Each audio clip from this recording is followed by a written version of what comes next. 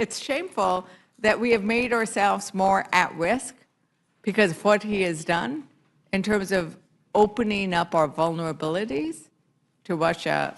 That's one of your concerns, correct, Representative Matsui? Yeah. Yeah. So thank you very much for raising those. I didn't know if you wanted to do anything else quickly on either of those. If I could just respond, it is the biggest lie in the world that immigrants take more from the system than they pay in. Immigrants pay into the system, they work hard, they pay taxes, they're not even eligible for those benefits. And yet other Americans are told the reason why there's waste, fraud, and abuse is because of immigrants. It's patently false. It's lies, and it's meant to divide our country. And so the amendments that I'm introducing are trying to strike those provisions that treat immigrants unfairly, immigrants who pay into the system and are not eligible for the benefits. Yeah, and in this article from Defense One, it's interesting, the articles you start reading, once you get to Congress, like who knew I would start reading military articles? But, that U.S. are more willing to fight for their country. And what they're fighting for, as it goes in to discuss, is the ideals of the country, the ideals of the Constitution. And that is something that I think we need to remember, that we're dealing with a tax bill and cutting essential benefits, but they are wrapping it around elements that are undermining the ideals of this country as a place where we create opportunity for everybody, whether you're native born from West Virginia or you're an immigrant or married in. I would only suggest that, and maybe I could discuss it with you later, the idea that it should be any family who is not just the spouse, but also the children who are married into the military. But with that, you wanted to say something? I just want to just join my colleague, Congresswoman Matsui, to your point about cybersecurity. I mean, this is, when I was on Homeland Security on the cybersecurity subcommittee, this was something that had bipartisan support. And this is something that we should all be in agreement on. Yeah. We're watching an administration dismantle CISA and our cybersecurity workforce at a time that we need to be growing it. And instead of having a strong federal response to all the attacks that we're seeing both in private and public sector to our critical infrastructure, we're saying that the states and municipalities have to handle it when they don't have the resources to. And so I appreciate Congresswoman Matsui's leadership on this issue and her amendment, because it is something that should have bipartisan support, because it has historically had bipartisan support, because it's an issue of national security. And the fact that we can't agree on this amendment, that everyone in the administration, especially when you're enabling people from DOJ to have access to some of the most sensitive personal data of all Americans, right, from red and blue states across the country, whether it's HUD or the VA or the IRS, we should have some level of cybersecurity awareness and training for those individuals. So I thank the Congresswoman for her leadership on this issue, and it should be something that should have bipartisan support, and I thank you for raising it as well. Thank you very much. And once again, we aren't hearing any Republicans complain about any of the kind of transgressions that would have normally had an outcry, a bipartisan outcry. But with that, Mr. Chairman, I yield back. Gentlelady yields back. Now I recognize Mr. Scott. Thank you, Mr. Chairman. And there are legitimate differences of opinion on different issues. Many of my friends are Democrats. I travel with them overseas. We have different ideas about how to solve the same problem. So there are legitimate questions, differences about how we would handle the issues. But I can tell you, as someone who's in the rooms where there are no telephones, where we're dealing with the cybersecurity-related issues, there's no breakdown on the cybersecurity right now. There's just not. So we can have our debates and our differences of opinion, but I can tell you this. The administration is committed on cybersecurity, just as I believe the previous administration was committed on cybersecurity. And it's just a we have differences of agreements on other things, but that's the one that I've listened to that I think that accusation is just, as someone who's in the room, I very much think that's a false accusation. Can I comment on Mr. that? Chair, I yield the remainder of my time. I'm not interested in a debate on it. Gentleman has yielded back, and I understand we can do this, but I'm looking at possibly 2 more panels before we finish, and so happy for y'all to have a conversation and discussion and disagreement, but this panel is concluded. Thank you. I note, this response will be noted. Thank you.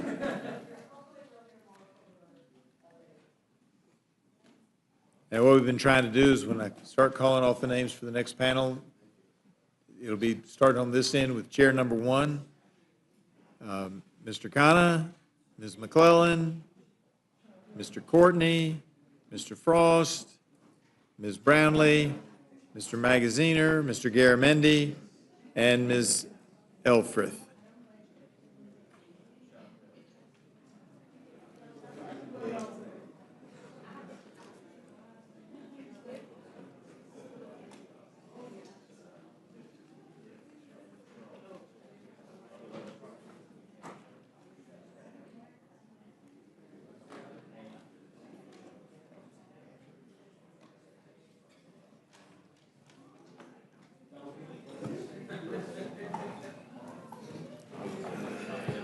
All right, I know it's still a little busy, but if we can go ahead and get started. Mr. Khanna of California, are you ready? He's recognized for 5 minutes. Thank you, Mr. Chair. I have a common sense bipartisan amendment. No American child under the age of 18 should lose their health care because of this bill.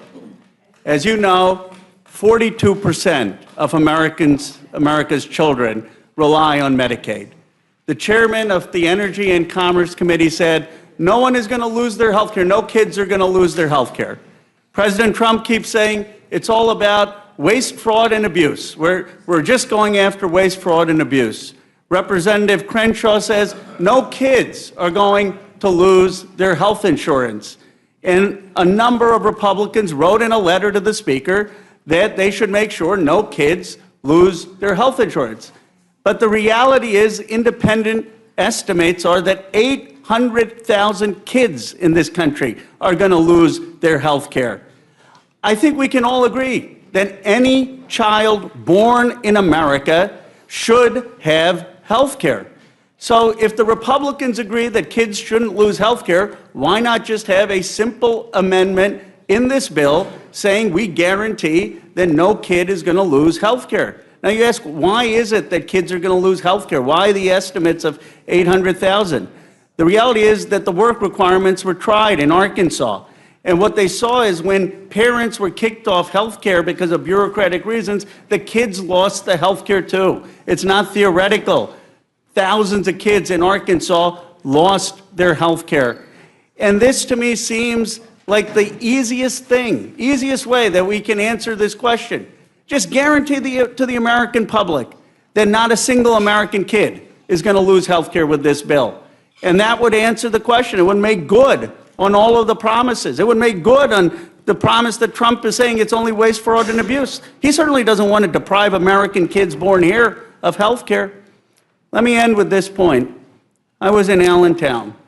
There was a 6th grader. She stood up and she said her name was Sophia. I won't say her last name, but her name was Sophia. And she said, I'm scared.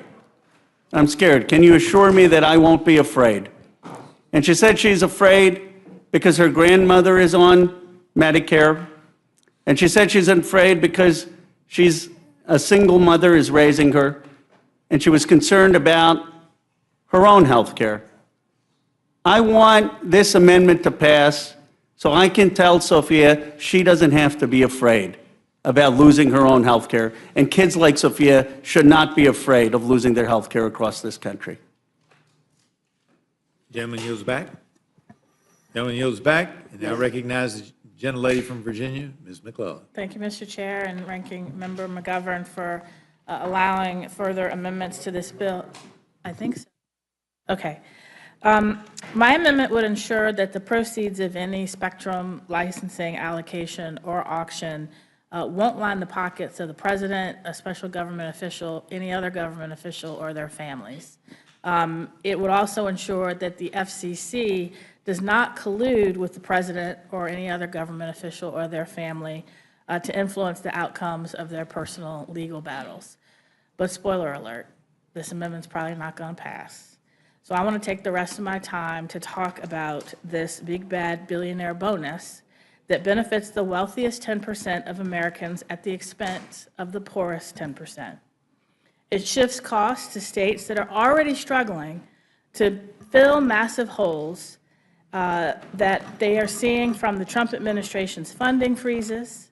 They are trying to take on the burden of more responsibility shifted to them, whether from the Department of Education or these new work requirements, or now to pay for nutrition benefits for the first time ever.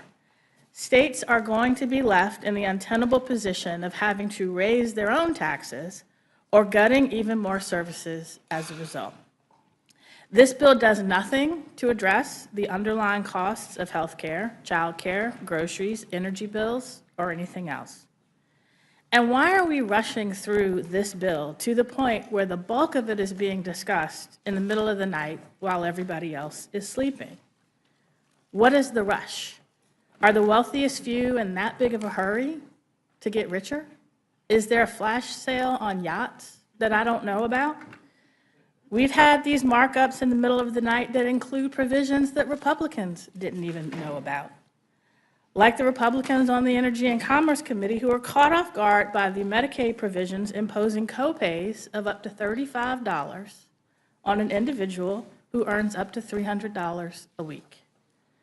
They didn't know that if somebody was kicked off of Medicaid because they couldn't meet burdensome work paper requirements to prove that they're working, like the 18,000 Arkansas individuals who were kicked off when they couldn't meet work requirements even though they were working, these folks that get kicked off wouldn't be eligible for subsidies to purchase marketplace plans that they otherwise couldn't afford. And that came as a surprise to my colleagues in the E&C committee in the middle of the night. And somewhere between the E&C marathon markup and here, a provision was added that would cut the federal match for Medicaid in states that dare to provide health care to lawfully present immigrants. That means that Virginia, that covers lawfully present pregnant women and children, could face a cut in the federal match that would trigger an unwinding of Medicaid expansion that would cost hundreds of thousands of Virginians their health insurance, put our providers, especially our rural hospitals, at risk of closing their doors. Now I heard there'll be at least one manager's amendment that might fix that. But who knows? Who knows what will happen once the Freedom Caucus, I think they've already returned from the White House, but who knows what they've demanded and what they've gotten. And they want to kick even more people off of their health insurance.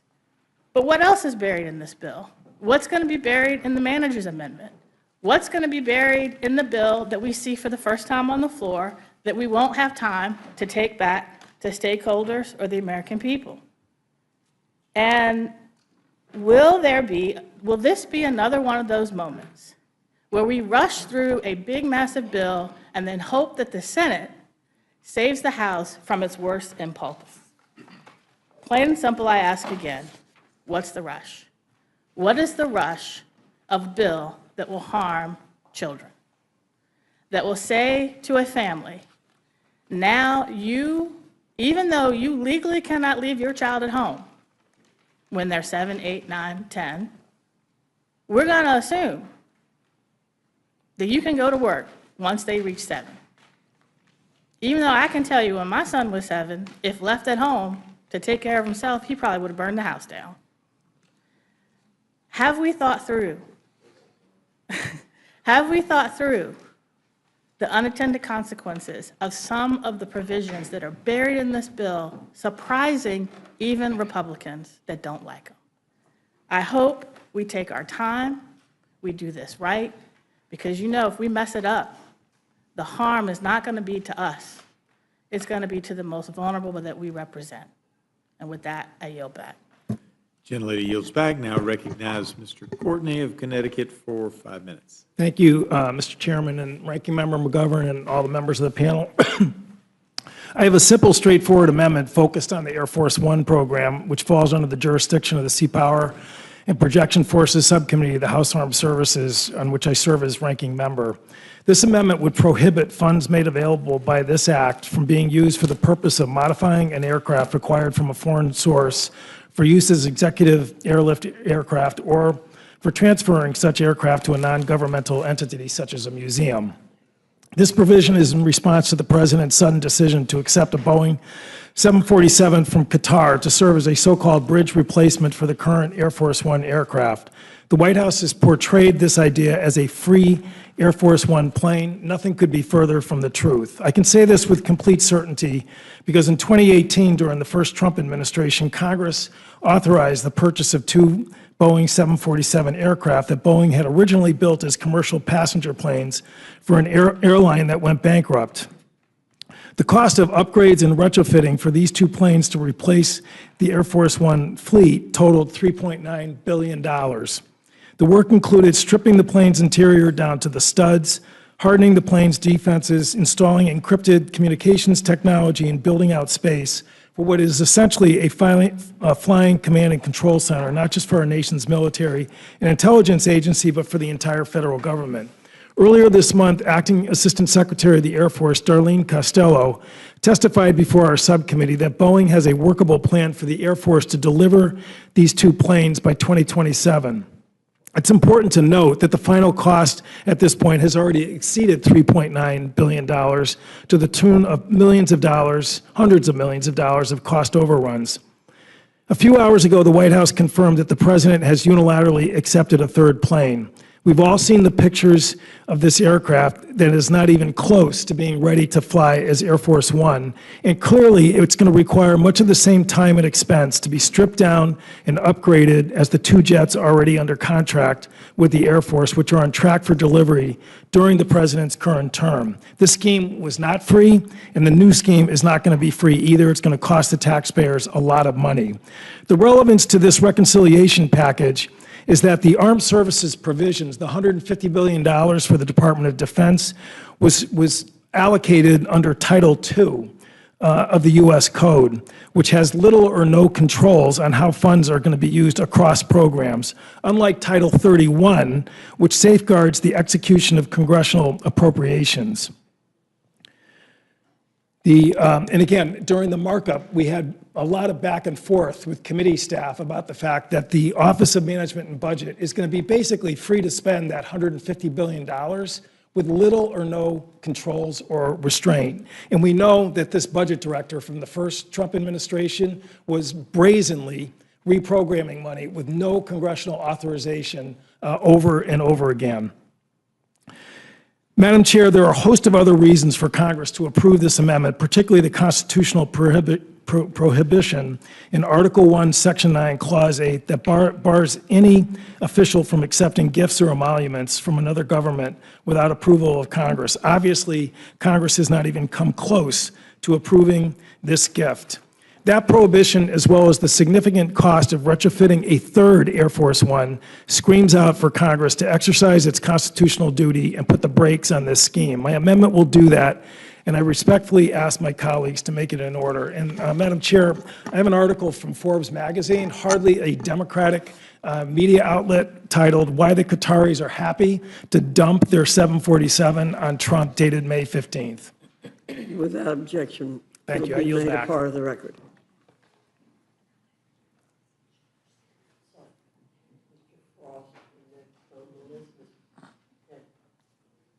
Okay, I'm just going by the list given to me, so but if you want to go in order yourself, you're fine. That's fine.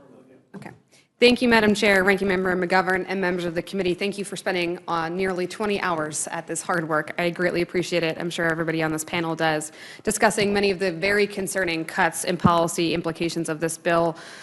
staring down policies that will result in as many as 14 million people losing their health insurance and food assistance, the elimination of IRA provisions aimed at lowering energy costs, adding trillions of dollars to the deficit, which we only just found out a few hours ago from CBO, which will trigger $500 billion in Medicare cuts, all to pay for tax breaks for the wealthiest Americans and corporations. I'm here to request the committee accept the following two amendments aimed at protecting our national security, Amendment 102 and 108. First, Amendment 102 is a common sense provision recommended by the DoD itself to protect our national security and ensure military readiness when considering coastal leases for sale. The bill before us proposes a fire sale on public lands and waters to the lowest bidders for the purpose of more drilling, and yet offers no guarantee that any of those resources will benefit Americans or lower energy costs. On the House Natural Resources Committee, we often talk about national security and how our ability to produce our own energy allows us not to rely on foreign adversaries, but selling off our coastal waters surrounding our military installations directly contradicts these efforts and instead endangers our national security by prohibiting the military's ability to train and navigate freely. And here's how I know this, because in 2015, the DoD analyzed every offshore drilling block in their roles and activities critical for military readiness and national security, and they determined that what, if any, level of drilling activity can be done without impeding their critical work. My amendment would require the federal government to implement the findings of this DoD report when selling offshore drilling leases for coastal waters. Due to the sensitive training and work of it at our installations, all of these blocks on the east and west coasts were classified by DoD as requiring either a total prohibition or very specific conditions for leasing. But even if everything on these drilling sites were to go exactly as planned, the mere presence of these rigs would cause immediate threats to our military readiness and national security, and that's just not a risk we should be willing to take. I implore this committee to address the very real threat by supporting this amendment.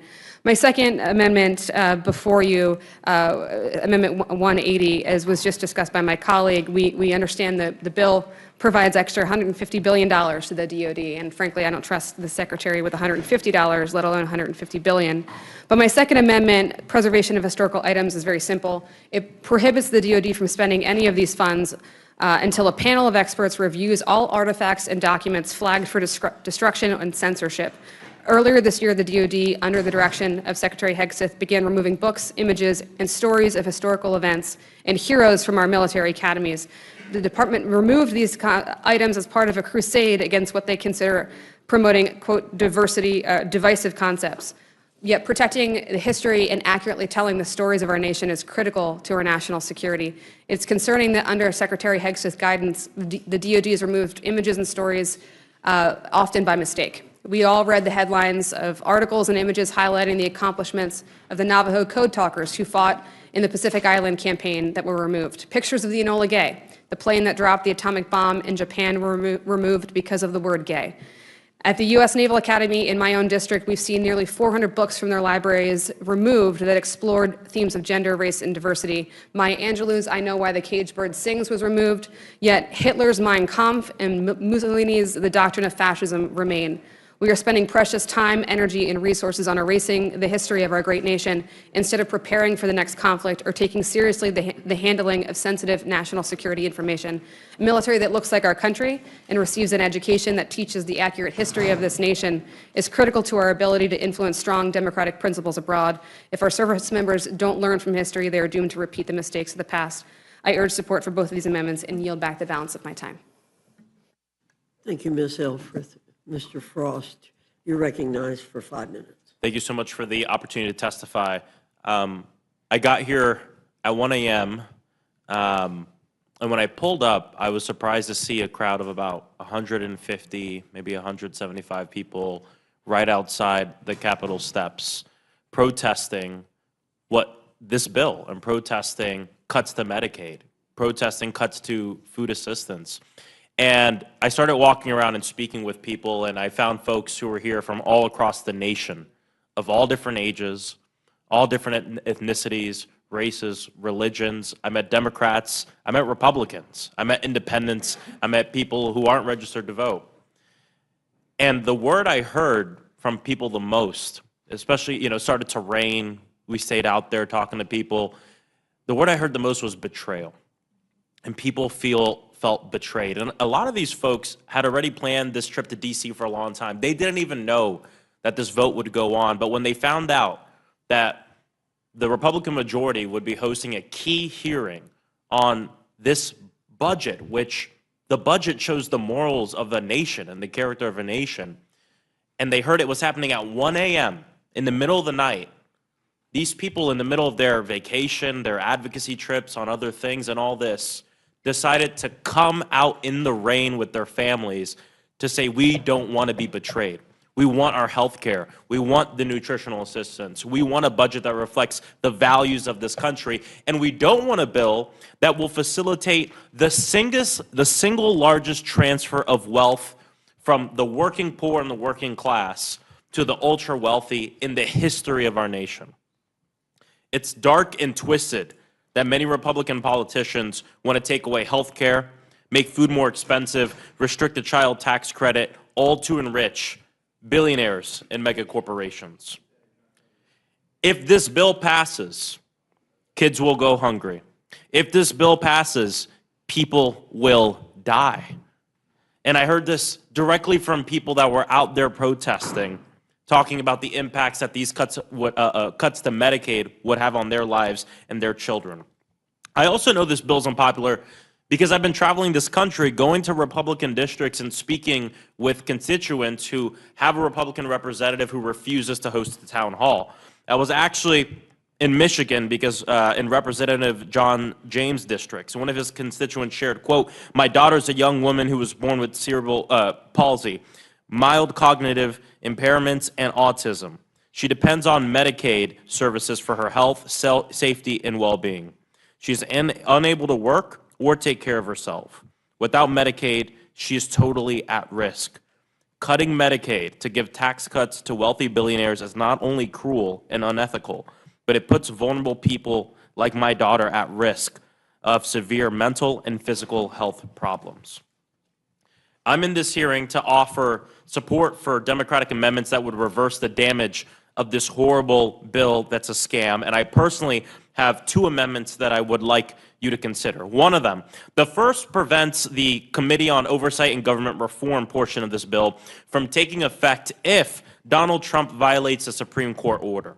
The rule of law is fundamental to any functioning country, and the only thing that can guarantee people's safety and security. Without the rule of law, there's chaos, corruption, anarchy. And the president loves to talk about the rule of law, but then he goes on to completely ignore and defy Supreme Court orders that are telling him to do stuff. If any working person at home were to ignore a judge, what would happen to them? No politician is above the law, including Donald Trump. Our democracy and our rights are hanging literally by a thread, in part because Trump has lost over and over again in court because his illegal acts are prohibited by federal judges and by law. And these have been decisions coming from federal judges appointed by both Democrats and Republicans. My other amendment overturns a portion of the bill that eliminates a tax on silencers that has existed since 1934. Republicans want to make it cheaper and easier for the next mass shooter to carry out their plans and kill innocent people. Silencers make it harder for law enforcement to quickly and effectively respond to active shooter situations, since it makes it more difficult to recognize the sound of gunfire and locate the source of the gunshots. This bill is a giveaway to billionaire donors and apparently also wants to continue to enrich gun manufacturers who want to make even more money and profit even more off of the death of our children and our people. I yield back. Thank you, Mr. Frost. Mr. Magaziner. Thank you, Madam Chair. I am here tonight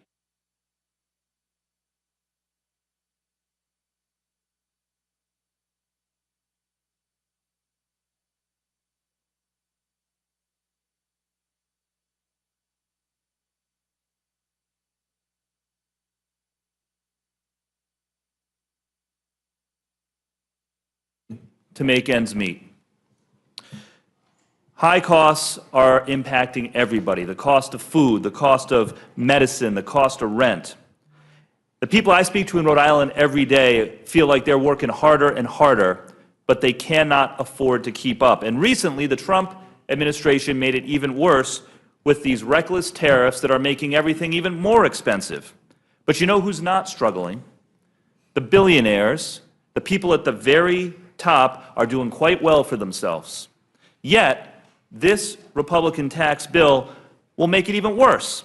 Under this plan, and listen to this, this is from the nonpartisan CBO. Under this bill, people who make more than $5 million a year will get an extra $100,000 plus on their income every year. But a middle-class household, if your family makes $70,000, $80,000, $90,000 a year, you will see on average $45 a year. So we're giving millionaires over $100,000 a year more money. The middle class gets $45 on average. How is that fair?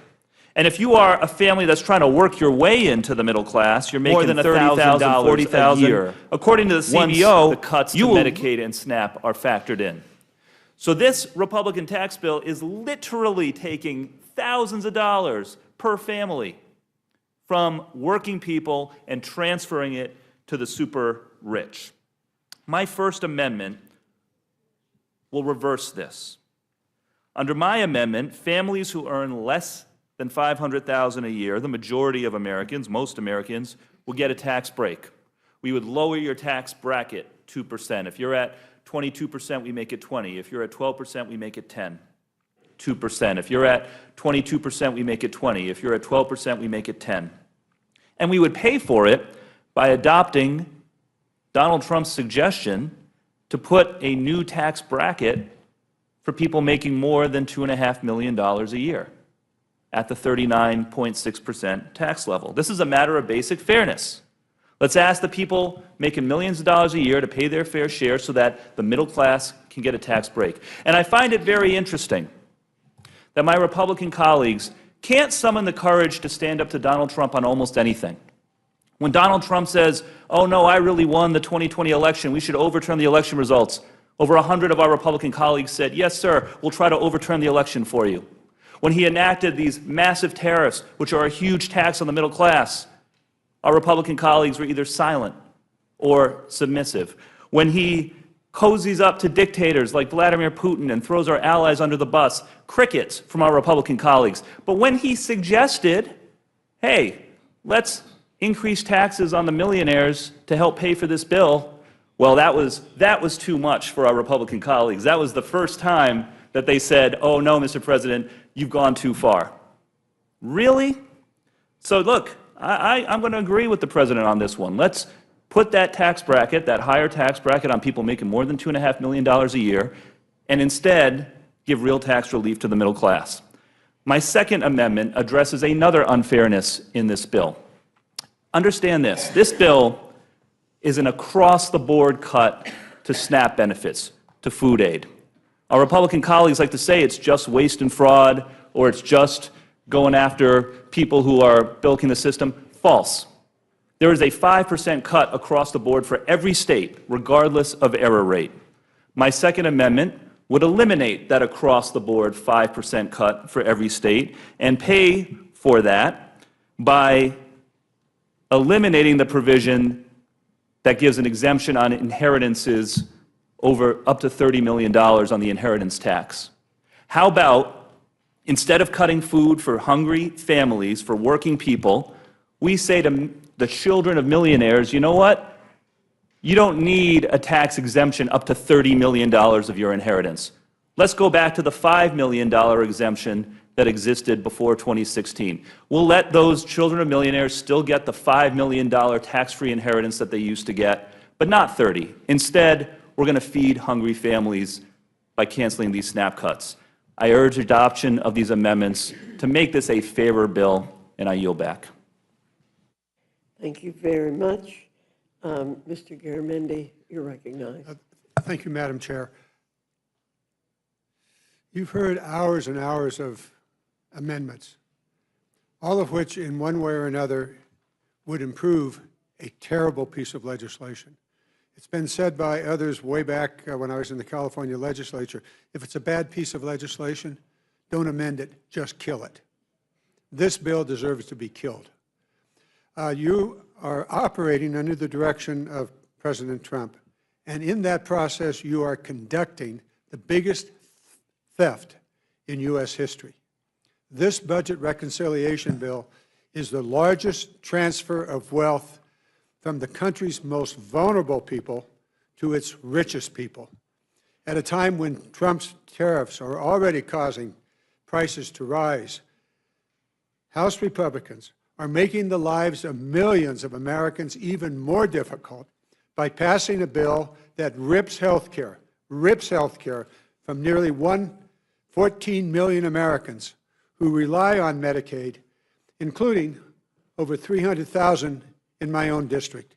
And I dare say in each and every one of your districts, whether you're a Democrat or Republican, the numbers are similar. This bill, and therefore you are stealing food from the tables at the schools. Over 18 million children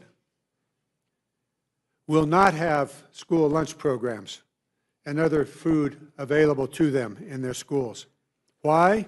So that you can finance $150 billion for the Pentagon's new slush fund. Mr. Courtney already has given you the details on how that would work because of the way in which you are structuring the use of that $150 billion. We know that the Pentagon is already wasting money on very dangerous projects. Why are they allowed, why are we using the Pentagon to deport aliens, the deportation flights? The Sentinel intercontinental ballistic missile, $150 billion minimal, and another $20 billion for a new nuclear bomb to be used there. Don't need it for 15 to 20 years. The Minuteman III can serve that purpose. How about another boondoggle? A Golden Dome? Hello? Does anybody know anything about missile defense systems? You want to talk about the $30 billion we've already spent on the missile defense system that doesn't work and was canceled 2 years ago, and so we're going to start anew. Now we'll have a Golden Dome. Oh boy. Now this bill does not pay for itself. Where are the deficit hawks? They used to be across this entire room. All of you used to be deficit hawks.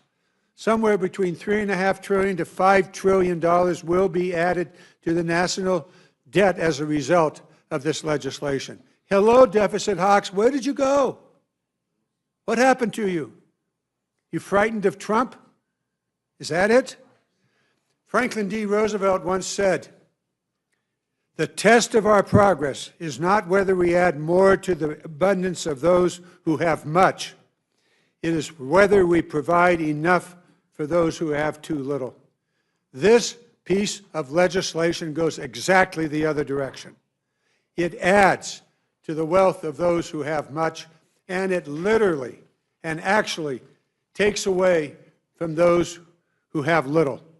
The Congressional Budget Office yesterday confirmed that the bill will raise the incomes, will increase the wealth, the incomes for the wealthiest 10% of Americans, while simultaneously cutting the incomes for the poorest 10%. What in the world are you doing? Why would you do such a thing? Why would you increase the wealth of those who already have much while simultaneously taking away from those who have too little? How do you do it? You gut Medicare. You heard from my colleagues. The SNAP program used to call it food stamps. That's real food. And there are already real regulations on what those SNAP programs can be used for. Head Start, it goes on, and it is a disgrace. It is a disgrace. And let's recognize what it is you are doing. The facts,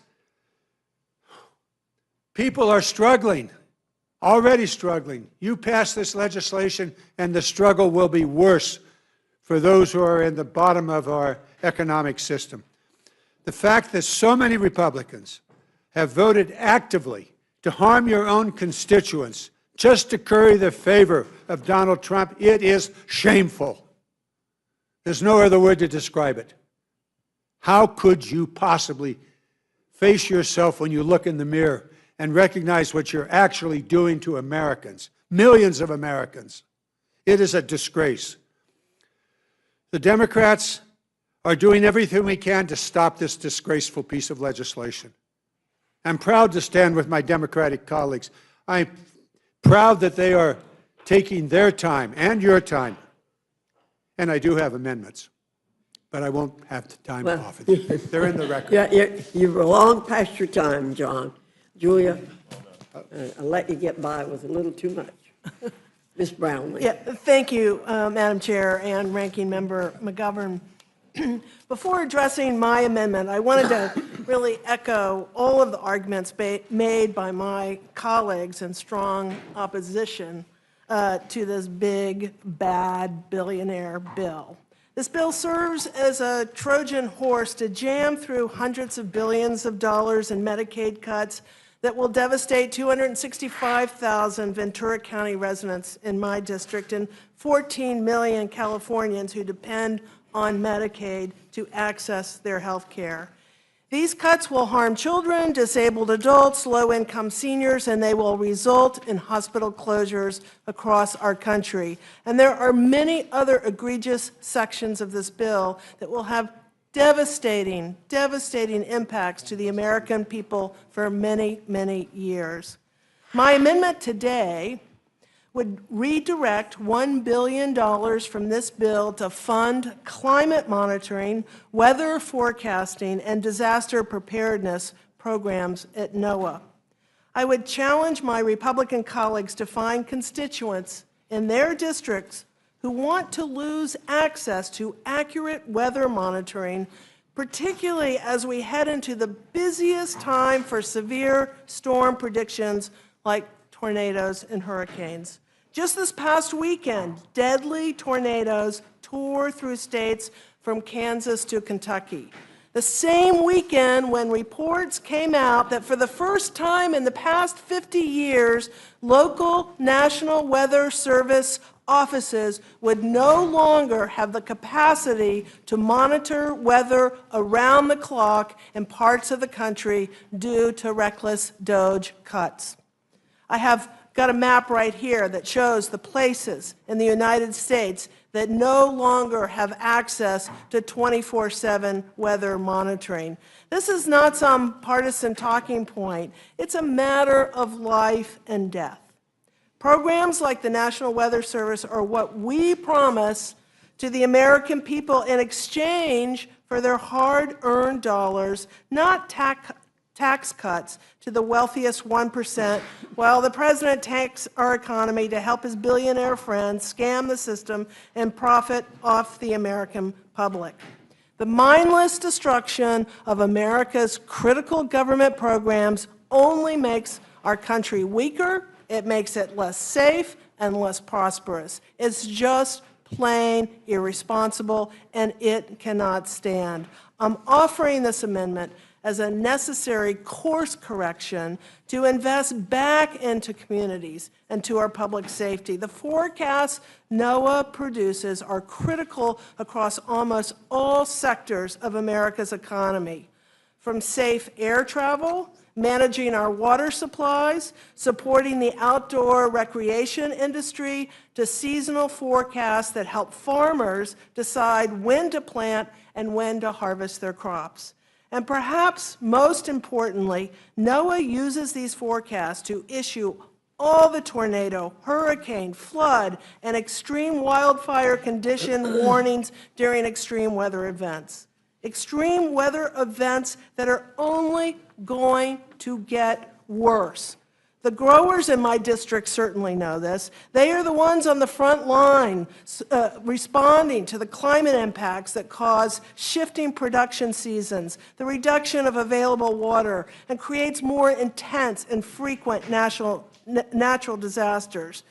The Republicans' proposals will exacerbate the climate crisis while taking away funding for vulnerable communities to prepare for natural disasters. In the face of this Trump tax scam that threatens our clean air, safe water, public health, and economic prosperity, I am proposing we instead invest in programs that will keep our communities safer and ready to respond to extreme weather. With that, Madam Chair, I urge this committee to adopt my amendment, and I yield back. Thank you very much. I thank our witnesses for being here, our panel for being here. Anybody else? Does anyone on our side of the aisle wish to ask a question? No. Mr. McGovern, you're recognized. Again, I just thank this panel. I appreciate you being here, and I know some of you were here at 1 in the morning. I remember seeing you, and I would just want to, again, say what I've said to previous panels. Thanks for sticking it out. I think it matters. I think people are paying attention.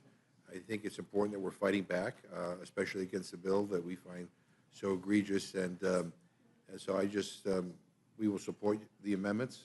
We will have your back. But I wanted to say thank you. And Madam Chair, before I yield back, I don't know whether you have any updates on schedule. I've been trying to read news reports as to whether or not Republicans have come to an agreement on a manager's amendment, and I don't know if you have or not, and whether we might be, what you anticipate the schedule for the evening to be. I believe we do have an agreement on the manager's amendment, but I'm not exactly sure of the schedule because I have not been able to. Okay. I came in, we're trading places, so all right. I will give you an update. But is your expectation that rules will reconvene tonight? Yes, sir.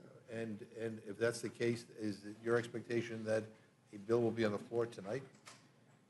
Yes, sir. Okay, well, I mean, we started at 1 in the morning, we'll finish at 2 in the morning, but okay, all right. But I thank the gentlelady, and I yield back. Ms. Scanlon.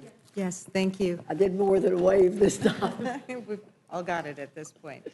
Mr. Courtney, I appreciate your amendment with respect to this Qatari royal family plane that the president is trying to accept. In the Judiciary Committee, we have focused on the fact that it's a pretty clear violation of the Foreign Emoluments Clause, but I appreciate the fact that you're bringing up that it's actually a huge waste of taxpayer dollars. Can you just talk about that for a minute?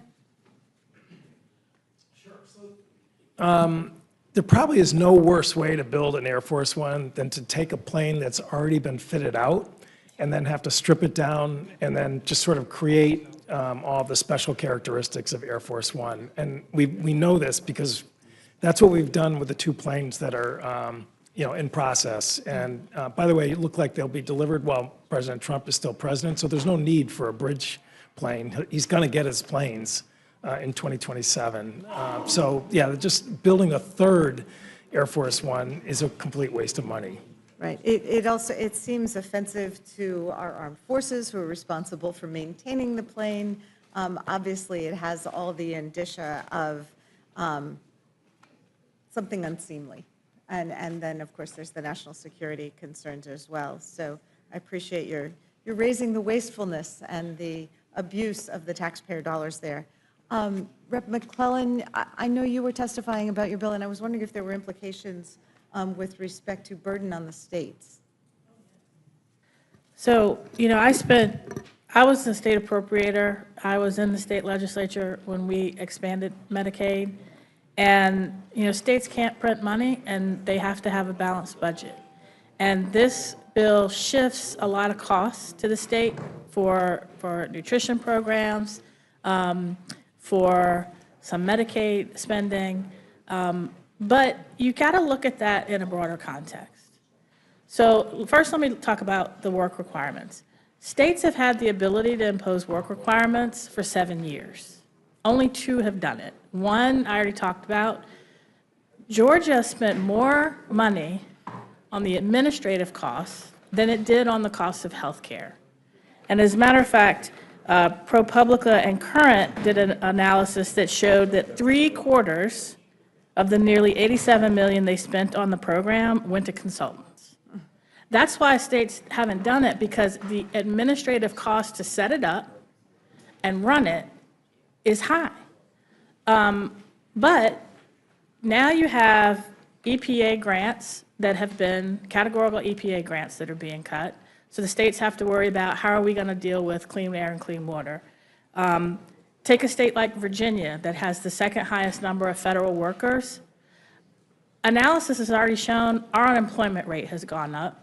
our GDP is expected to slow. We are seeing the economic impacts of what the administration has already done. So they're now worried. Virginia doesn't have a surplus. It's not going to have a surplus because now we're going to have all these other costs coming down from the federal government. Oh, by the way, this bill handcuffs the state's ability to increase the provider tax.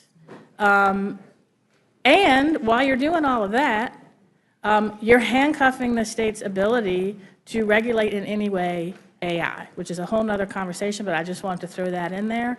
The party that says, well, let's just give everything back to the states is giving the states a massive hole in their budget and handcuffing their ability to fill it, and they're going to do one of two things. They're either going to raise their taxes, or they're going to significantly cut not just Medicaid services, but education, environmental protection, transportation, infrastructure, and public safety. This bill and the actions of the Trump administration already are blowing massive holes in state budgets that somebody's got to pay, and it's going to be through increased state and local taxes. Thank you for that. I'm hearing similar concerns from our Pennsylvania state legislators, especially as there's money that's been appropriated and contracts that have been awarded, and suddenly they've been canceled by DOJ or the White House or Office of Management or Budget or whoever it is that's impounding money illegally. So people already have projects underway, and all of a sudden the rug's being pulled out from under them, and then we're seeing these additional issues where all of a sudden there's going to be this huge cost shift. It's a real bait and switch or kicking the can down the road, whatever. I think it's a giant sucking sound. Yeah, okay. Well, thank you, and thank all of you for being here and bearing with us tonight. Okay, I yield back. Thank you, Ms. Scanlon. Mr. Neguse, you're recognized.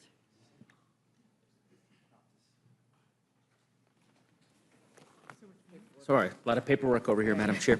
Great idea. It's been a long day.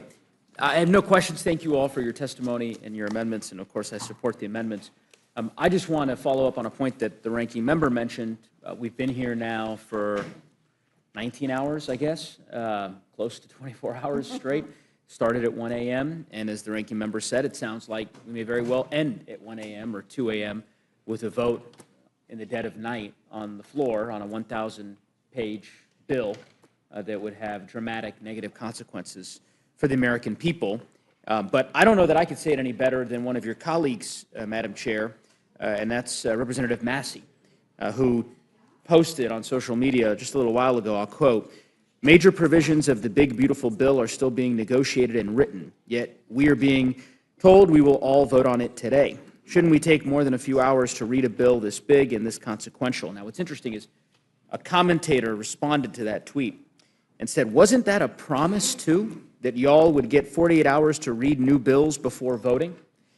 And Mr. Massey's response, "Yes, it is in our rules that we will have 72 hours to read every bill, yet it's been circumvented this week by a manager's amendment, which substantially changes the bill, but should only contain technical clarifications. And a rule called same-day rule has also been suspended," which of course we know was done yesterday. Here's the point. We've seen this movie before. We, I suppose, will wait here with bated breath for the manager's amendment to be submitted to this committee.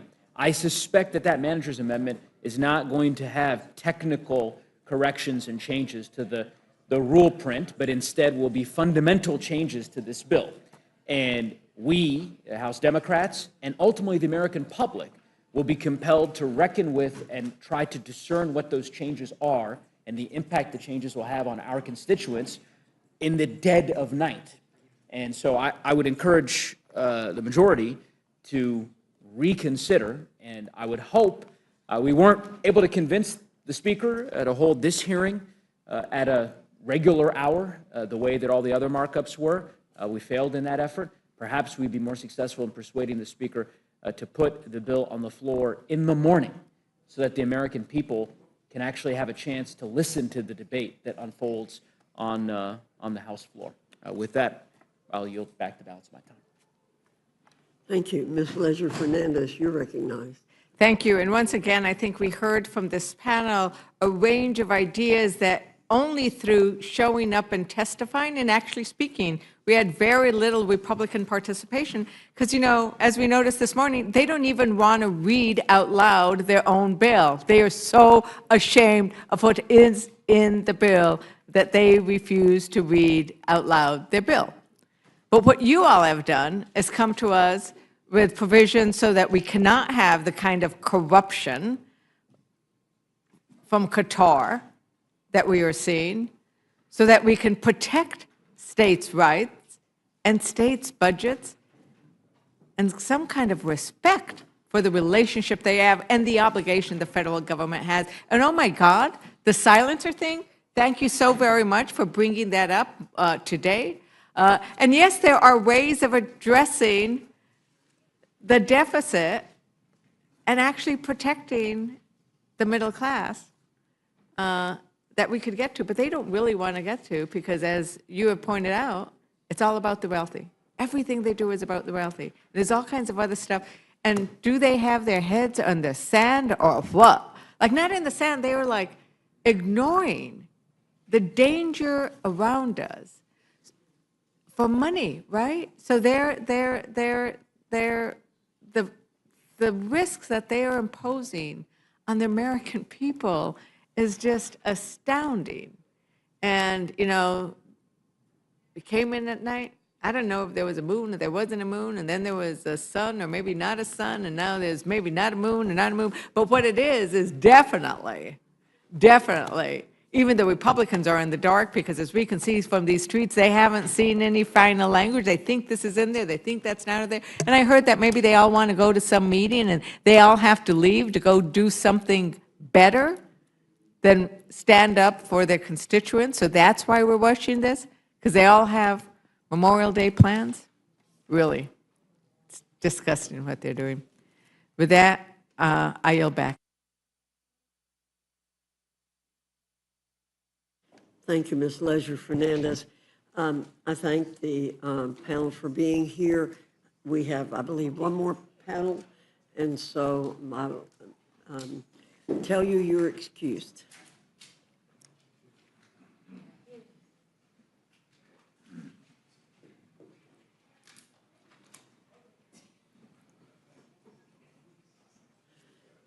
If I could ask you all to do the same thing the last panel did, we have 7, I believe, not counting Mr. McGovern, or he's going to stay here. So if you'll go down, Mr. Bynum, Miss Bynum, excuse me, Mr. Johnson, Ms. Poe, Mr. Landsman, Mr. Byer, Mr. Bishop. Somewhere in that order.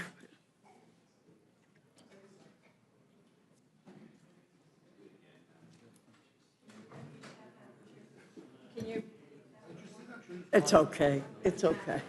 It's okay. We were just, before people would bunch up here and folks couldn't get down that way. And so we were just trying to get people balanced down just a little bit. Okay. Madam Chair and Mr. Ranking Member and members of the committee, I want to start off by saying just how laughable it is to be calling this bill beautiful. And I'd like to replace that word with trash. It's a trash bill, and here's why. It's a bill that threatens $300 billion in cuts to food assistance. It's a bill that puts health care further and further out of reach for nearly 14 million people. It's a bill that will make it so that families have to choose between putting food on the table or filling a prescription. It's a bill that does nothing to lower costs or address the housing crisis. Madam Chair, I came here today to try and make this trash bill just a little bit better, to try and protect my constituents from its harmful cuts. But I have little faith that the authors of this trash care enough about the American people to do it, especially since this committee tried to do it in the middle of the night. And as my Democratic colleagues have shown us today, sunlight is the best disinfectant. You see, this isn't the first time I've tried to make this bill better, and it wouldn't be the first time that my Republican colleagues chose to put billionaires over their constituents in mine. I first introduced these amendments in the House Financial Services Committee, and they were voted down by my Republican colleagues. My amendments are aimed at protecting Americans and making life more affordable. And you would think members on the Financial Services Committee would be down for that. You would think all members would be down for that, Madam Chair. So now I ask my Republican colleagues on this committee, are you? Are you willing to protect our students and our families? Are you willing to make health care more affordable and more accessible? Are you willing to lower costs for your constituents? And if so, I look forward to you supporting my amendments. Instead of cutting food assistance for students and families, I'm trying to make sure that when they take out loans, they will be protected from predatory lending and unfair practices. Instead of ripping away access to health care, I'm trying to lower health care costs by capping out-of-pocket costs. Instead of taking seniors and taking food off of their tables, I'm supporting an effort from my colleague, Congressman Jonathan Jackson, to strike the section of the bill that would expand work requirements for seniors on SNAP. And instead of increasing costs on those struggling the most in an effort to make the rich richer, I'm fighting to lower costs for my constituents and all Americans. Madam Chair, I brought the data. Let me tell you what the numbers look like. In your district, 201,000 people will lose health care because of this bill. That's 27% of your constituents. In Rep. Fishbach's district, it's over 165. Rep. Norman, 148,000 people will lose health care in his district. Rep. Roy, 56,000 people use SNAP to feed their families. And in Rep. Houchin, it's 54,000. Over 83,000 kids get health care through Medicaid in Rep. Langworthy's district. In Rep. Scott, it's 124,000 kids. In Rep. Jacks, it's 88,000 kids. And in Rep. Griffiths, it's nearly 107,000. I know where my priorities are. It's with my constituents. And I'll be voting against this trash bill because I stand with America's children and America's families. Madam Chair, I respectfully urge you to do the same and get your colleagues focused on serving the American people. I yield back. Thank you, Ms. Bynum. Mr. Johnson, you're recognized for 5 minutes. Thank you, Madam Chair, Ranking Member. I know that meteorologically speaking, we are in springtime, but legislatively speaking, a dark, ice-cold winter has descended upon America. The biting, cold winds of MAGA are frozen hearts that shut off warmth and sustenance for the needy, the working poor and the poor, while they consort with the billionaires and millionaires who frolic in their warm mansions and on their luxury yachts in warm seas, never satisfied with the luxuries they enjoy for ease and comfort. The cold winds howl as MAGA rams through the House what Trump has commanded to be named the Big Beautiful Bill. It's the big, ugly GOP tax scam, which rips away health care from 14 million Americans, takes food away from 3 million people every month, and drives up the cost of everyday essentials with its tariffs, which is a tax paid by those same folks who are losing their health care and food stamps, all to hand massive tax breaks to billionaires like Elon Musk. With this bill, billionaires win and working families lose. And as House MAGA Republicans move to snatch food and health care from those in need just to pay for tax cuts for the wealthy, billionaire Donald Trump today accepted an obscenely expensive emolument, a $400 million luxury jet paid for by corrupt Middle Eastern sheiks. Madam Chairman, my first amendment would strike Section 70302 and restore federal courts' ability, when necessary, to hold government officials in contempt in cases where they violate a person's constitutional rights. We all know the reason Republicans added this section. Federal judges have issued over 150 court orders that block or pause the Trump administration's lawless and unconstitutional actions. Trump keeps losing in court, so Republicans want to rig the system so that Trump can ignore judges' orders against him.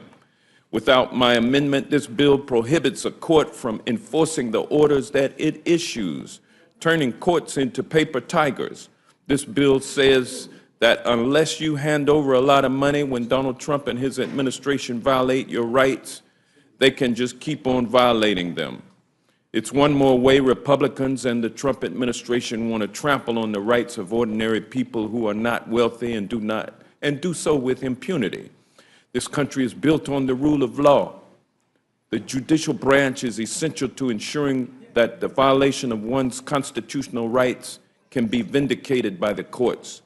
That is why we need my amendment, so that any time Trump or a future president violates the law, Americans can go to court and stop it before any more harm is done. Because this country is about we the people, not about Donald Trump the king. And I also offer a second amendment which would allow funds to be used to provide lawyers for unaccompanied immigrant children. Picture this: a 2-year-old sucking her thumb while clutching a teddy bear, standing in front of the immigration judge, sitting high and looking down from the bench, while a seasoned lawyer working for the government argues that the unaccompanied child should be sent back to El Salvador, where the dictator holds her parents in a hellhole prison for being politically incorrect. This amendment just makes sense. It would allow legal representation for unaccompanied children. We do not allow children to represent themselves in any other legal proceedings, and immigration court should be no different. In these cases, the government is represented by a lawyer, so how can we expect kids without lawyers to assess their own eligibility for humanitarian relief, prepare their own cases, and advocate for themselves during adversarial hearings? Do we expect that toddler sucking her thumb and clutching her worn and tattered teddy bear to represent herself? Really? There have been long-standing bipartisan support efforts to provide counsel to unaccompanied children, because Congress has realized for years that legal representation is essential to ensure that children have meaningful access to asylum and other protections. And with that, Madam Chair and Mr. Ranking Member, I yield back. Thank you, Mr. Johnson. Ms. Poe, you're recognized. Thank you, Madam Chair and Ranking Member McGovern. I want to thank all my colleagues who have spoken over the past 19 hours, providing amendments to improve this big, bad, ugly bill. I come before you today to discuss my deep concerns with the legislation the committee is considering today and the amendments I have offered try to improve it. This bill is heavily skewed to give huge tax breaks to the wealthiest 1/10 of the 1% of Americans. Any tax cuts that Congress provides should favor the middle class and all other hardworking Americans, and this bill does not do that at all. This bill will cause New Jersey families to go hungry. Around 83,000 people in my district, the 9th district, including children, working parents, seniors, and veterans, buy food with SNAP. The SNAP cuts here will mean thousands of our neighbors won't be able to feed their families. The price tag in this bill is enormous, costing taxpayers $4 trillion. But instead of lowering costs and supporting families, it will make their day-to-day lives harder. This legislation includes massive cuts to Medicaid, which covers more than 1.7 million New Jerseyans, including over 1/3 of all children in the state. This bill could lead to 1 in 5 New Jerseyans on Medicaid losing their coverage. This means losing checkups, treatments for chronic diseases like diabetes, access to life-saving medication. Cuts to Medicaid will hit particularly hard mothers and families in our poorest communities. That is why I've offered an amendment to require states to provide 12 months of continuous health care coverage for pregnant and postpartum women who qualify for Medicaid and CHIP. My state, New Jersey, already provides this coverage. 2 out of 3 maternal deaths in America happens in the days following childbirth.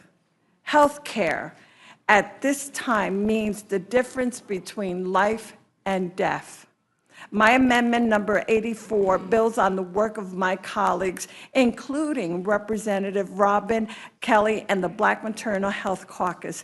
I am grateful for their leadership. This is a common sense provision. If you support women and working families, there is no reason to oppose this. I have offered 5 additional amendments to this legislation that will make air traffic safer and more reliable by preventing mass layoffs at FAA and NTSB, reduce flooding by increasing funding for clean water grants, ensure transportation improvements continue progressing by preventing funding cuts, improve public safety by making sure that FEMA grants continue without delays and unnecessary red tape. And finally, provide funding for transit and other infrastructure improvements to prepare for the World Cup in my district next year. Madam Chairwoman, I encourage the entire committee to rule these amendments in order. Thank you, and I yield back. Thank you very much, Mr. Landsman. You're recognized for 5 minutes. Thank you, Madam Chair and Ranking Member, all of you. This is a terrible bill. It's so terrible that I have amendments that will attempt to protect children's hospitals, rural hospitals, and Americans with cancer. That's how bad the bill is, that all 3 need protection. The bill, as you all know, would gut Medicaid by anywhere between $700 to $900 billion. That's 9 million Americans who will lose their health insurance. On top of that, another $360 billion in affordable care subsidies. That's another 5 million Americans who will lose their health care. Anywhere between $230 to $300 billion in food assistance. Millions and millions of Americans, mostly children, will lose food. And it adds trillions to our deficit, all to pay for tax cuts that overwhelmingly support the wealthiest people in this country and big corporations. When you rip health care away from millions of Americans, it means that some people will die. Kill the bill, not Americans. My First Amendment prohibits Medicaid provider taxes from being capped in any state where those caps would harm a children's hospital. I have in my district the second best children's hospital in the country. I don't want it to be negatively affected at all. 50% of its revenue comes from Medicaid. If this bill passes, it will demonstrably harm our children's hospital and the children and families they serve. The Second Amendment prohibits Medicaid provider taxes from being capped in states where rural hospitals will be negatively affected. I have in my district hospitals that serve rural communities. They will be decimated. And my Third Amendment inserts that in no case may a deduction, cost sharing, or similar charge be imposed under the state plan with respect to cancer care services. As you know, there is a new fee for low-income families. When they get treatment, they have to pay more money. This says if it's cancer treatment, they shouldn't have to pay. The fact that these amendments are being put forward suggests that this is a terrible bill. And there's a better way. We all want and will support tax relief for working people, middle-class families, farmers, small businesses. All that can be paid for by simply adjusting just a little bit the tax code for the wealthiest in this country and big corporations. A minimum billionaire tax alone, call it the Elon tax, would generate over $500 billion. Adjusting the corporate tax rate just a little bit, $1.3 trillion. You can do all of the tax relief for everyone that needs it without touching anyone's health care, messing with food, or touching the deficit. And we get a bipartisan agreement on waste, fraud, and abuse, the border, and this thing gets 350 votes.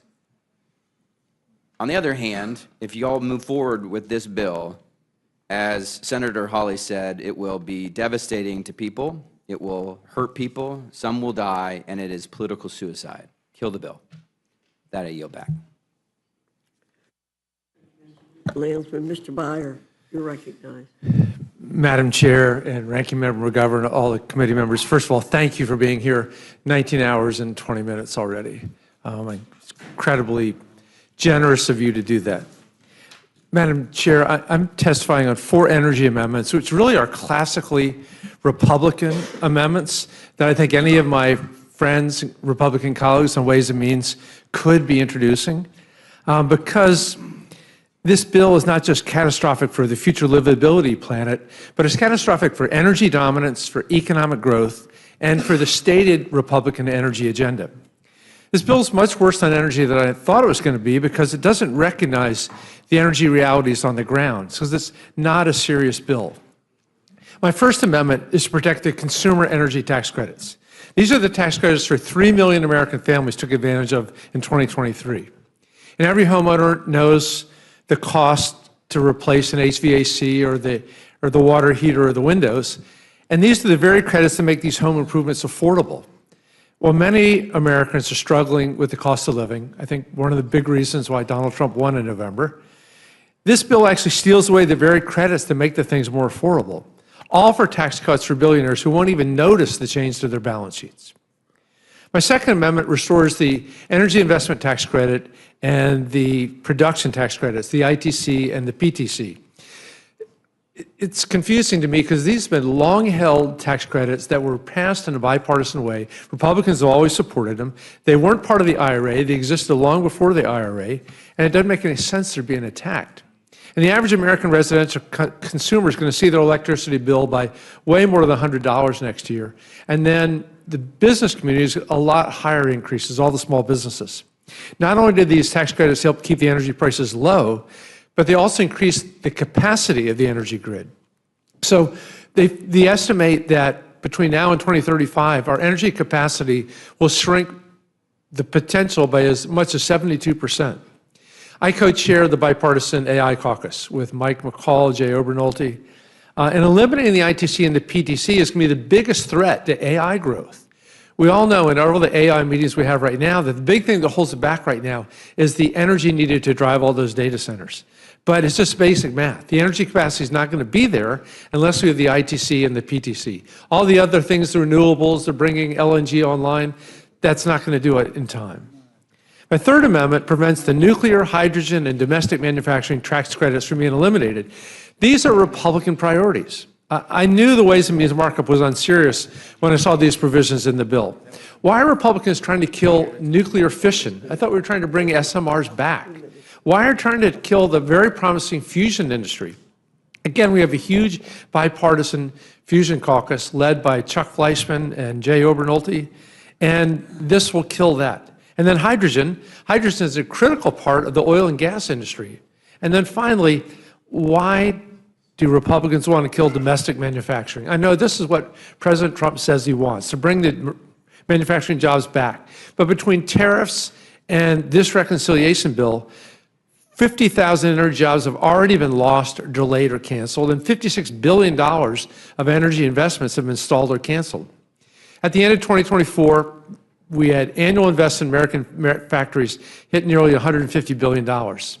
But when we try to kill these energy jobs and this manufacturing, why do we do this when the president says it's his priority? And by the way, most of these are in Republican congressional districts.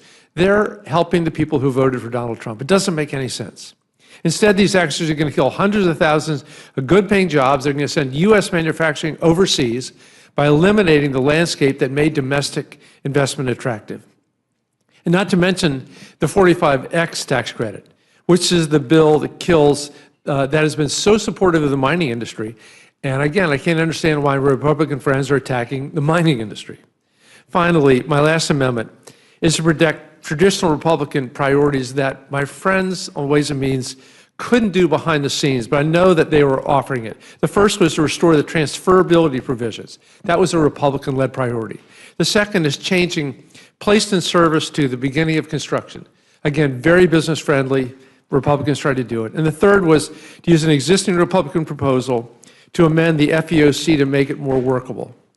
All told, this bill is a disaster for energy dominance, which I understand the president said is his priority. The GOP is ripping away these energy credits from American families and stifling economic growth while blowing a $5 trillion hole in the budget, all to give it tax cuts for billionaires. It hurts most American families, especially those who voted for Donald Trump. And I encourage the Rules Committee to make these 4 amendments in order, and I yield back.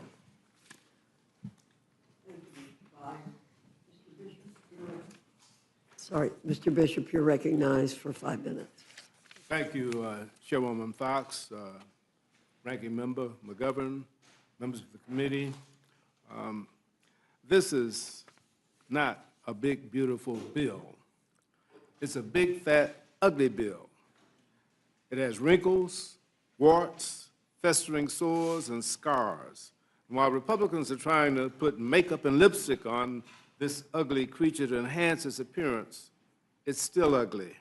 And I'm here this evening to try and remove just a couple of warts with 2 amendments. The first is an amendment that addresses food insecurity experienced by military families by removing the barriers they face in applying for SNAP benefits. According to the most recent estimates by the Department of Defense, 28%, or nearly 1 in 3 of U.S. military families face food insecurity. Junior enlisted and military families of color struggle to put food on the table. This phenomenon even affects double military families, young couples just starting out where both spouses are enlisted. Experts believe that many families suffer in silence due to the stigma surrounding hunger and receiving nutrition benefits. Meanwhile, food pantries and food banks operate on or near every single military base in the United States. Military spouse unemployment is 7 times the national average as well. Frequent moves associated with the military lifestyle and the lack of affordable child care also strain household finances for low-ranking, low-pay military families. My amendment would address food insecurity among active duty service members by excluding the basic allowance for housing from SNAP income eligibility. These men and women of armed forces cannot use the basic allowance for housing to feed themselves or their families. It can only be used for housing. It makes no sense that we're including the BAH as proof that junior service members make too much. They were making minimum wage before this latest NDAA raised their pay. Even with the recent pay increase, our troops are using that increase for the exorbitant cost of child care, not for food. It's a tragedy that many of our nation's military can't afford to put food on the table and face serious barriers to assistance. Those who fight for our freedom should not have to fight for food. My second amendment will right a wrong that the Republican leadership in the House of Representatives has been dragging its feet to correct. This amendment would simply insert the language of Senate Bill 1077, which will allow the District of Columbia to keep its budget intact rather than impounding local revenue that was collected by the city to fund its police officers, firefighters, teachers, medical services, and all the essential services the city provides for its residents and visitors. As you all know, the measure passed the Senate unanimously by voice vote, but House Republicans have refused to consider it, despite President Trump strongly supporting the measure. I'm not suggesting that my colleagues should support it simply because President Trump does, but I say this to point out the overwhelming support this provision enjoys. It's time to stop playing politics with the citizens of our nation's capital. This is the seat of our federal government, housing our three co-equal branches, the Congress, the executive branch, and the judiciary, and it should be given the equal dignity and respect that any other political jurisdiction in our country enjoys. It is their local tax dollars, and they should be allowed to use them as Congress has authorized in the D.C. Home Rule Act. Remove this wart, remove these two warts, and pass a bill that takes care of the American people. I urge the adoption of these two amendments to remove these two warts on an ugly, ugly bill. I yield back. Thank you, Mr. Bishop. Mr. McGovern, you're recognized. Thank you, Madam Chair. So over 100 members have testified today on this bill, and I'll be 101. We have testified, we've come to the Rules Committee to testify, not to hear our voices, but because we all profoundly disagree with this bill. And Madam Chair, my amendment would restore NIH grant funding that has been already appropriated, including funding that has already been awarded. This is not some hypothetical issue. This is real. Over 1,000 NIH scientists have been fired. Billions and billions of dollars worth of research has been canceled. This is NIH research into cancer, Alzheimer's, Parkinson's, all cut off. Canceled by this administration, canceled by DOGE. And there are active medical research projects, including clinical trials, that cannot stop without people dying.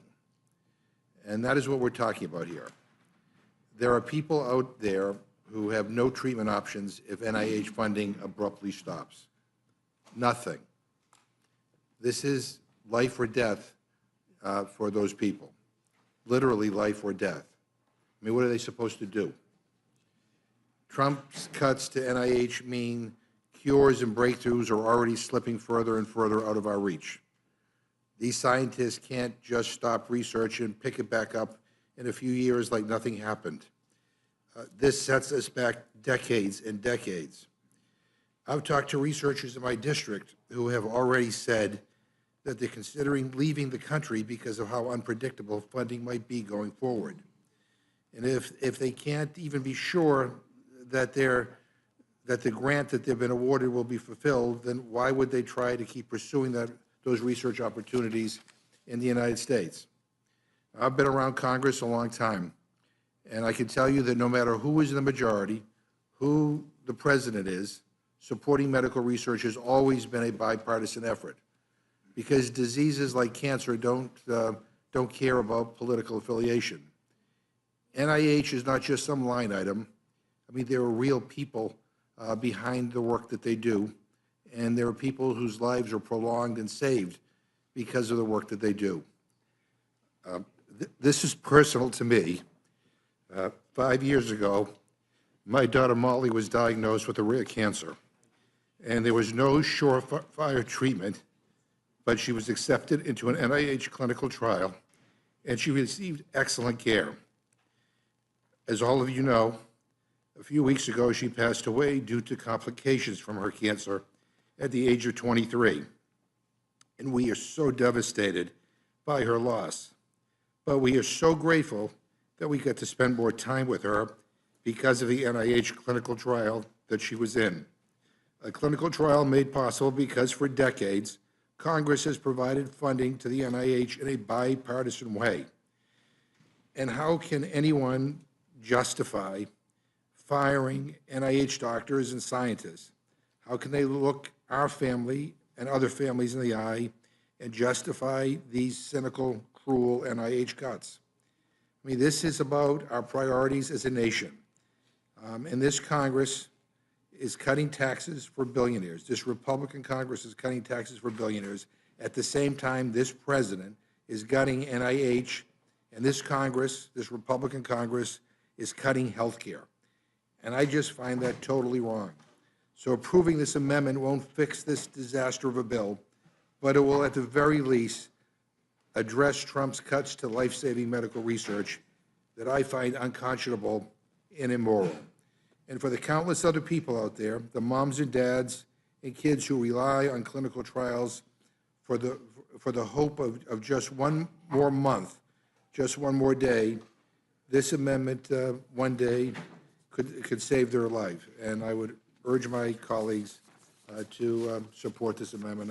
I yield back my time. Thank you, Mr. McGovern. Anybody over here have anything? No? Ms. Scanlon? I just want to once again thank all of our colleagues for coming in, for bearing with us, for helping us approach the 24-hour mark, and thank you for your testimony. And Mr. Johnson, I think I'm a co-sponsor with you on your amendment. Sorry. I think I'm a co-sponsor with you on your amendment with respect to the Judiciary Committee amendments that you offered. So thank you for bringing them forward again. I yield back. Ms. Leisure-Fernandez. Thank you, Madam Chair. Thank you, everybody, for presenting your amendments. Thank you, Ranking Member. You know, it's really hard to have the courage to ask your colleagues to do not only what is right, but things that arise that are so personal and raise the vulnerabilities that we all know. And today, we felt the need for this amendment, and we've all felt it in our lives. And the Republicans have felt it in theirs. And they know this is right to support something like this.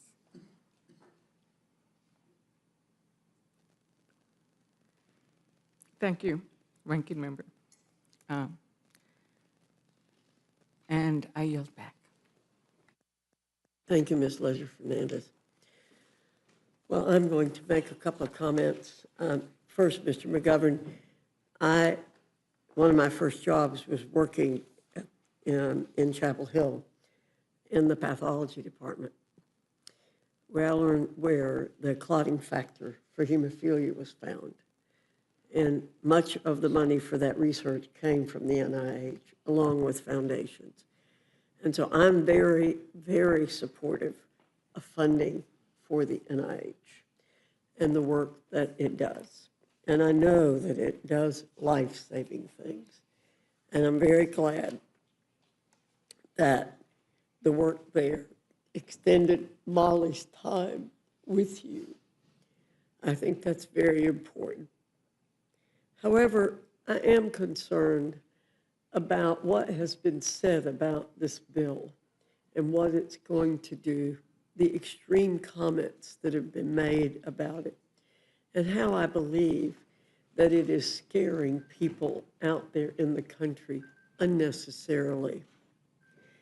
The words I've heard, particularly today, are cut, rip, gut, kill, cruel, stealing food, losing coverage, jammed through, biggest transfer of wealth from vulnerable to wealthy people, irresponsible. That's not the way we ought to be talking about this bill. And I want to remind you of some words that were used in 2017 by our colleagues, and I think it's important. Words used about the Tax Cut and Jobs Act. Then House Minority Leader Nancy Pelosi infamously predicted Armageddon for America. Former Clinton Treasury Secretary Larry Summers described pro-growth forecasts as tooth fairies and predicted a long recession. He was joined by discredited New York Times columnist Paul Krugman, who guaranteed a global recession with no end in sight. They were wrong. Instead, we got one of the greatest economic expansions in history. In the 2 years immediately after the passage of the TCJA, wages increased 4.9%, the fastest 2-year growth in real wages in 20 years. The Washington Post gave Speaker Pelosi 2 Pinocchios for falsely claiming that 86 million middle-class families will see a tax increase. I can go on and on about the comments that were made then that did not come true. I really wish we could have been a little more temperate about this, because even people in my district that I know very well were scared very much about this bill. And I don't think the bill is going to do the dire things that we have heard. So I think there's been a concentrated effort to mislead people about what's happening here. And I'm going to ask my colleagues to work with us. I believe this bill will pass in fashion close to what it is now, but we'll continue to work on it, and we'll continue to work together throughout this entire session to make sure that if there are things that have gone wrong in here, that we make sure we don't have the cataclysms and the Armageddon that has been described here, which really, really trouble me, because they help divide our country more and more. And we don't need that. We don't need to divide ourselves, and we don't need to divide the country any more than it already is. So with that, I yield back my time.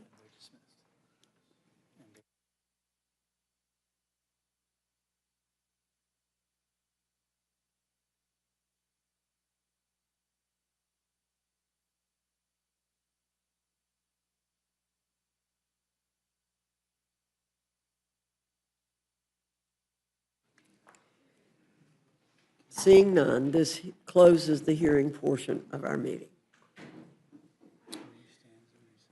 And our panel is relieved. The chair, the committee stands in recess until 8:50 p.m.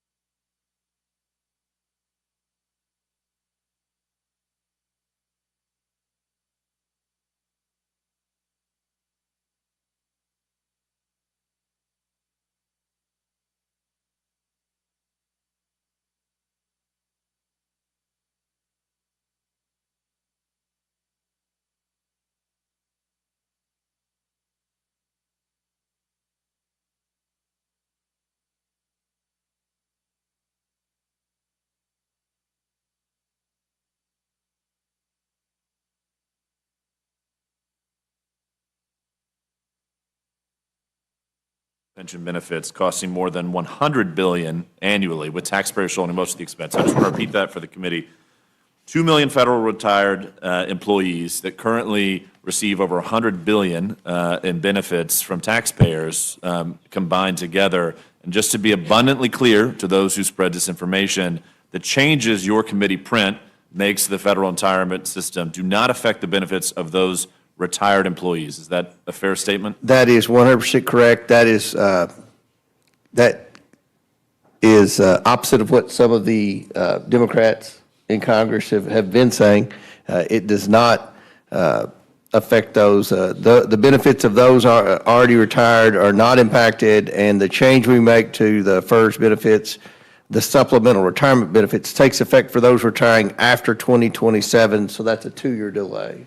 Exactly. And just to clarify, for those future employees, people that may not be hired for years from now, I think they're given a choice when they're hired.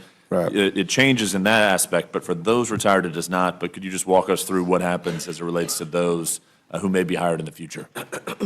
Yeah, in the future, they're going to have a choice. They can be an at-will employee, or they can be the traditional government employee that Mr. McGovern cherishes. And if they're an at-will employee, they would receive a higher benefit. If they want to be a traditional employee that's protected with the very generous federal employee personnel laws that are on the books, then they can do that. So I think this is our proposal saves billions of dollars, and I think it gives federal workers a choice. Well, one thing I want to focus on as well is, my district, I'm just south of the Atlanta airport. I represent an enormous amount of air traffic controllers and heard a lot from the air traffic controllers throughout this entire process, and would just love for you to walk the committee through how air traffic controllers are treated as it relates to some of these changes. I know we've worked at great lengths to ensure that we're recruiting the best, enabling the best system for air traffic controllers to thrive so we can keep our skies safe. Yeah, and Mr. Jack, you've done a great job advocating for them on the Oversight Committee, and I want to correct a statement that was stated by a Democrat on the Rules Committee earlier. The air traffic controllers are exempted from any changes in this bill. That's in print, so that needs to be clarified. They're completely exempted from any changes. And law enforcement officers, federal firefighters. That's right, Border Patrol. Wonderful. And as it relates to Border Patrol, just a helpful point as I round out my time, you also achieve savings by removing ineligible dependents from the federal employee health insurance program. I applaud this provision. Taxpayers should not bear the cost of fraud and error committed by federal employees, and did not, just correct me if wrong, did this provision get bipartisan support when it was taken up by the committee last Congress? It did, and that's something that we should all be applauding here. This is an audit to ensure that there aren't people on the benefits plan that are ineligible. And that's kind of what Brett Guthrie done with Medicaid. We're not cutting Medicaid. We're not cutting these benefits. With that provision, we're trying to ensure that people who are on the system are truly eligible, and to remove those that are ineligible. GAO report estimated that if we do this audit, it'll save $1.5 billion. Taxpayer money. So I think that's a pretty good deal for the American taxpayer. Well, I appreciate your leadership. I very much am grateful for yourself and all that worked on the committee to help support air traffic controllers. It's very important to my district. And with that, Madam Chair, I respectfully yield back. Madam Chair? Thank you, Mr. Chair. Madam Chair, I just want to point out, you called this meeting, and I'm looking at who's here. There's 4 of us and only 3 of you.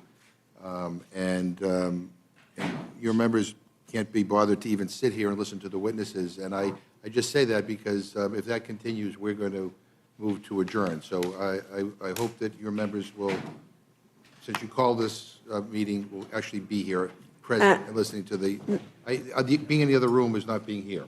So I just point that out and say that we will feel obligated to move to adjourn again if that continues. Thank you.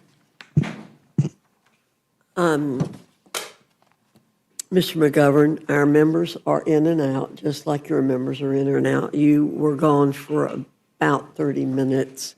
And so we always allow people to move in and out. There are more of of us meetings. here right now, and we're in the minority. Well, Just pointing it there, out. our members. This has been are a here. tactic in the Agriculture Committee, I don't know about the other committees, where Republicans just get up and leave. And so I think people ought to be present here. At least you ought to have more of you here than us here. Thank you. There are more of us here than you, so there's no reason to delay this meeting any longer than it is. Mr. Neguse, what I'm saying is there's no need to delay this meeting any longer than we have to. Thank you. Recognized. Thank you. Thank you, Madam Chair. Good morning, all the chairs and ranking members. Thank you all for being here. Thank you for your testimony. Got a lot of questions, but I guess first I want to, maybe if the chairwoman would indulge me, give her an opportunity to say a word, and that is my assumption, and I think the assumption for most Americans, is that the reason Republicans have decided to notice this hearing and proceed in the dead of night is because this bill is indefensible. It sounds like maybe you have a different reason, and so I guess I'm trying to understand, why was this meeting scheduled for 1 a.m.? Why are we meeting at 3 a.m.? What was the rationale? Or is there a rationale that am I mistaken? I think my opening statement stands for itself, Mr. Neguse. Okay, well, I appreciate that, Madam Chair. I would just say, I mean, your opening statement essentially, as best as I could tell, were ruminations about, what happened in 2007, 20 years ago. I wasn't here. Most of us weren't here. I don't know that that is a cogent rationale to 2022, two and a half years ago. And so the basis for scheduling this hearing in the dead of night is that you've decided that this is just the way things should work, and that this is, I'll just proceed. I'll just say this, Madam Chair.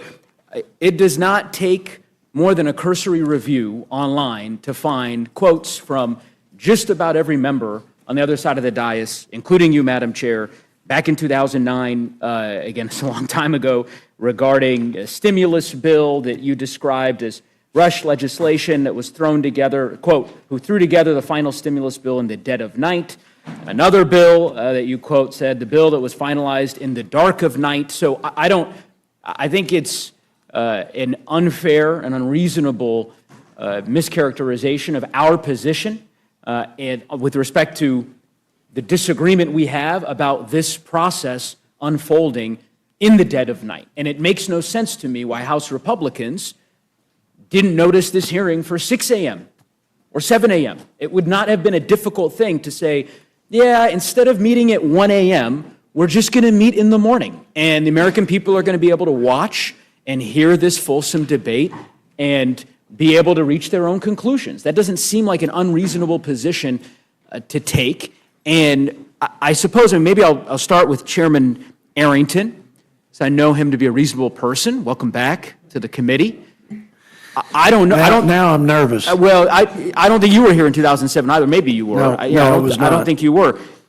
Is this, you can't possibly agree that it is a prudent thing to do to have this hearing at 3 a.m.? Is this how you imagined legislation would be made in Washington when you were running for Congress, Mr. Chairman?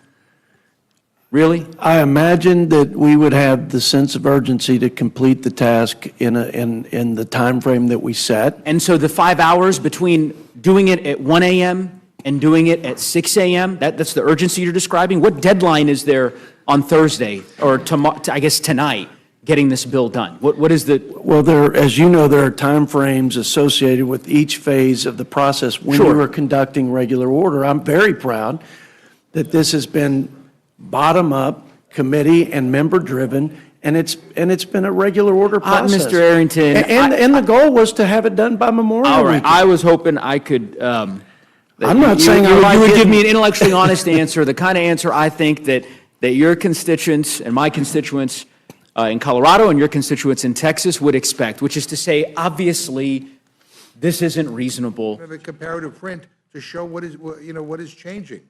CBO spent days and days carefully putting together data about what the previous version of this bill would do.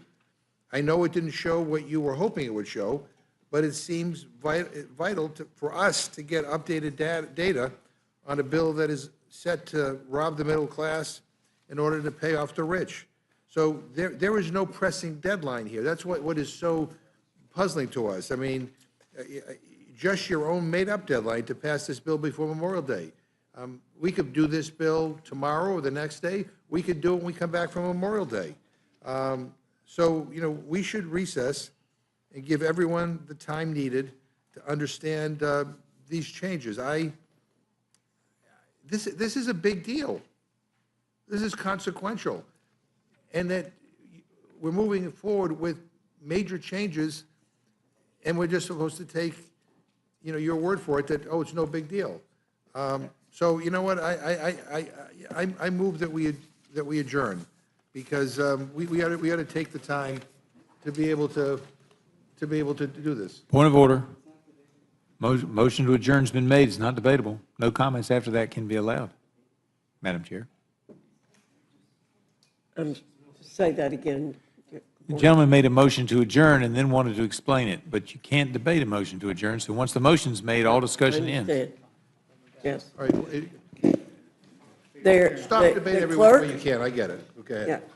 The question Well, is that's the rule, I going get back it. to Parliament. I get it. Yep, I get it. The